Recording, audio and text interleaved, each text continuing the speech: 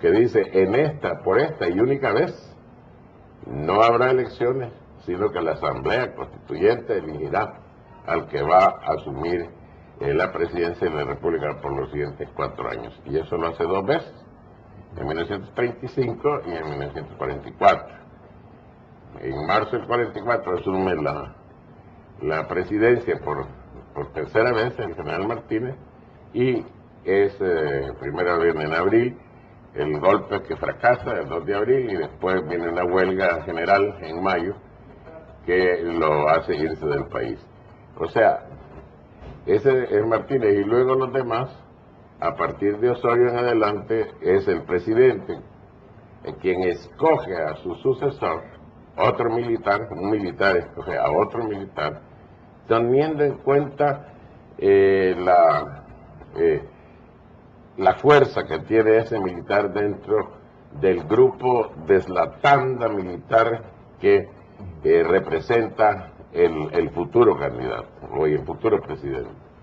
A diferencia de hoy, después de la Constitución de 1983, en la cual yo fui constituyente, y de acuerdo el Partido Arena y el PDC, de acuerdo junto con los otros partidos, todos por unanimidad, le pusimos que para ser candidato a la presidencia se necesitaba estar de baja para los militares por lo menos 5 años. ¿Cuál era la intención? Que en 5 años sus compañeros de tanda ya no están en puestos claves.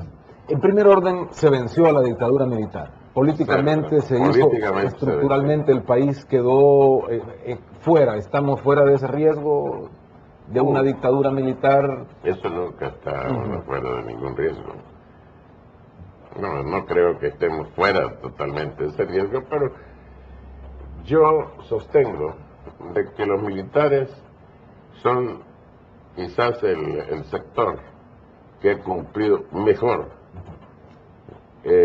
los pactos de paz, los arreglos de la paz que se firmaron. Dentro de la perfección de la democracia que uno esperaría, o como usted lo dice, tal vez no es perfecta o es perfectible en el tiempo, el hecho de Arena durante 4 periodos, el hecho de que los demás partidos, incluyendo PDC, casi han desaparecido y tenemos ahora solo Arena, FMLN como las grandes fuerzas. Dentro de esta historia que usted remarca en este libro, como resultado, ¿qué es lo que podemos analizar? Porque usted tiene toda esta historia antes, o sea, está todo lo que ha sucedido en el país hasta llegar a este punto. Bueno, no nos extrañe esto. En Italia, por ejemplo, la democracia cristiana italiana gobernó por más de 30 años. ¿Por qué? Porque tenían al ejército soviético cerca, porque el Partido Comunista era su opositor. Y yo me recuerdo que su santidad en ese momento, el Papa hasta les dijo a los monjes y a los cartujos, a todos los que no podían salir afuera, que tenían permiso para ir a votar. ¿Por qué? Porque había un temor de que los comunistas se apoderaran del país. Y estuvo 30 años, ahora ya ha evolucionado. El hecho de que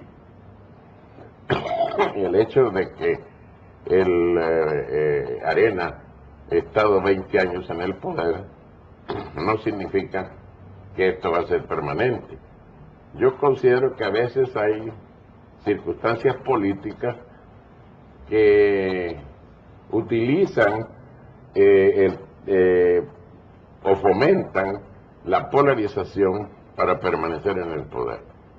Si hubiera habido otro partido que no fuera el que surgió de la montaña, que no fuera el FMLN, probablemente ya el pueblo hubiera votado por otro partido y hubieran cambiado a Arena por cualquier otro partido.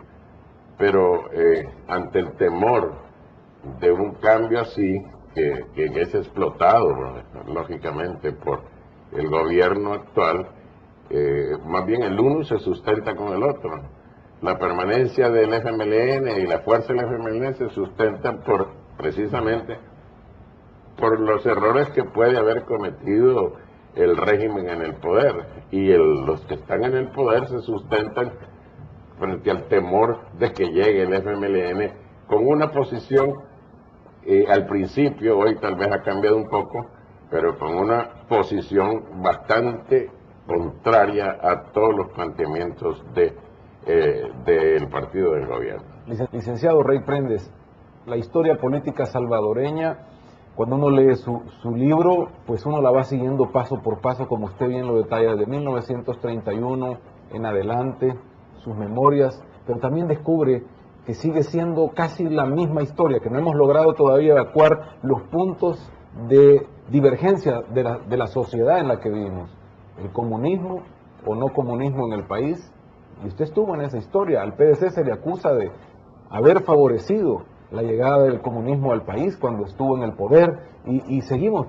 Cuando uno ve las elecciones que están a la vuelta en 2009, los temas siguen siendo casi exactamente lo que su libro está retratando.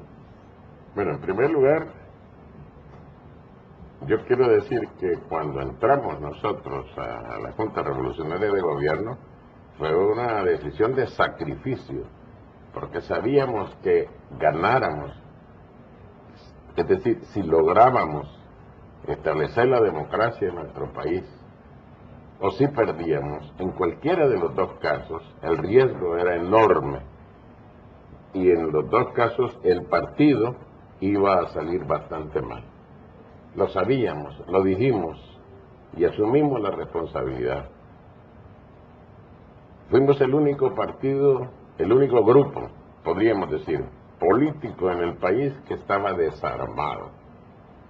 La guerrilla estaba armada, la ultraderecha estaba armada, y ahí aparecen 120 nombres de demócratas cristianos asesinados, la mayoría por nuestros socios, la mayoría asesinados por la gente, por los cuerpos de seguridad, que no creían, que decían precisamente lo que mucha gente sostuvo o sostenía en ese momento, de que nosotros íbamos a favorecer a la izquierda.